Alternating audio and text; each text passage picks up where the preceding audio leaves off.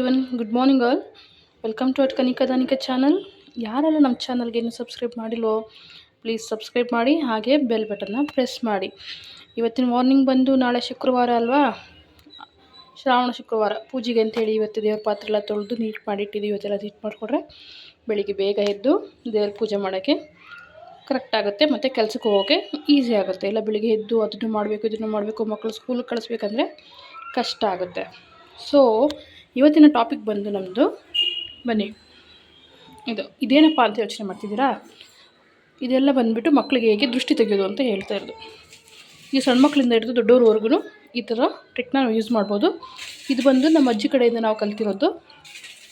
Simple, ಮಕ್ಕಳು ಹಠ ಮಾಡ್ತಿದ್ದಾರೆ, ಚಂಡಿ ಮಾಡ್ತಿದ್ದಾರೆ, ಮತ್ತು ಊಟ ಮಾಡ್ತಾಯಿಲ್ಲ, ವಾಂತಿ ಆಗ್ತಿದೆ, ನೋಡೋಕ್ಕೆ ತುಂಬ ಸುಸ್ತಾಗಿ ಕಾಣಿಸ್ತಿದ್ದಾರೆ, ತುಂಬ ಸೋಂಬೇರಿತನ ಅನ್ನಿಸ್ತಿದೆ, ಅವರು ತುಂಬ ಹಠ ಮಾಡ್ತಿದ್ದಾರೆ ಅಂದರೆ ಈ ಥರ ಟ್ರಿಕ್ನ ಯೂಸ್ ಮಾಡ್ಕೋಬೋದು. ಇದಕ್ಕೆ ಬೇಕಾಗಿರ್ತಂಥ ಪದಾರ್ಥಗಳು: ಒಂದು ತಟ್ಟೆ ತೊಗೊಳ್ಳಿ, ಒಂದು ದೊಡ್ಡ ಲೋಟದಲ್ಲಿ ನೀರು ತೊಗೊಳ್ಳಿ, ಒಂದು ಚಿಕ್ಕ ಬಟ್ಟೆ ತೊಗೊಳ್ಳಿ, ಈ ಥರ ಬೇಕಾಗುತ್ತೆ. ಈ ಥರ ಒಂದು ಚಿಕ್ಕ ಲೋಟ ಇಟ್ಕೊಳ್ಳಿ, ಮತ್ತು ಕಲ್ಲುಪ್ಪು, ಅರಿಶಿನ, ಒಂದು 3-4 ಥರ ಹೂವಿದ್ರೆ ಇನ್ನೂ ಚೆನ್ನಾಗಿರುತ್ತೆ, ಪ್ಲಸ್ ಒಂದು ಕಾಯನ್ನು, ಹಾಗೆ 2 ಒಣಮೆಣ್ಸಿನ್ಕಾಯಿ ತೊಗೊಳ್ಳಿ.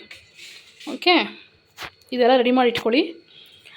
ಇಷ್ಟೊತ್ತಿನಲ್ಲಿ ದೃಷ್ಟಿ ತೆಗೆದರೆ ದೃಷ್ಟಿ ಹರಿಯಲ್ಲ ಅಂತ ಹೇಳ್ತಾರೆ. ಇವತ್ತು ಗುರುವಾರ, ದೃಷ್ಟಿ ತೆಗೆದರೆ ತುಂಬ ಒಳ್ಳೆಯದು, ಹಾಗೆ ದೃಷ್ಟಿ ಕೂಡ ಬೇಗ ಪರಿಹಾರ ಆಗುತ್ತೆ ಅಂತೇಳಿ ನಮ್ಮ ಅಜ್ಜಿಯವರ ಒಂದು ಅನುಭವದ ಮಾತುಗಳಿವೆಲ್ಲ. ಸೊ ತಟ್ಟೆ, ನೀರು, ಒಂದು ಬಟ್ಟೆ, ಒಂದು ಲೋಟ, ಕಲ್ಲುಪ್ಪು, ಅರಿಶಿನ, ಮೆಣಸಿನ್ಕಾಯಿ ಮತ್ತು 3 ಥರದ ಹೂ ತೊಗೊಳ್ಳಿ. ₹1 ಕಾಯನ್ನು ತೊಗೊಳ್ಳಿ. ನಿಮ್ಮ ಮನೇಲಿ ಇಜ್ಜಿಲಿದ್ರೆ ಅದನ್ನು ತೊಗೊಳ್ಳಿ. ಹೇಗೆ ಅಂತೇಳಿ ಸಾಯಂಕಾಲ ಎಕ್ಸ್ಪ್ಲೇನ್ ಮಾಡ್ತೀನಿ. Thank you everyone. ಫಾಲೋ ಮಾಡಿ ಮತ್ತು ಸಬ್ಸ್ಕ್ರೈಬ್ ಮಾಡಿ. Thank you.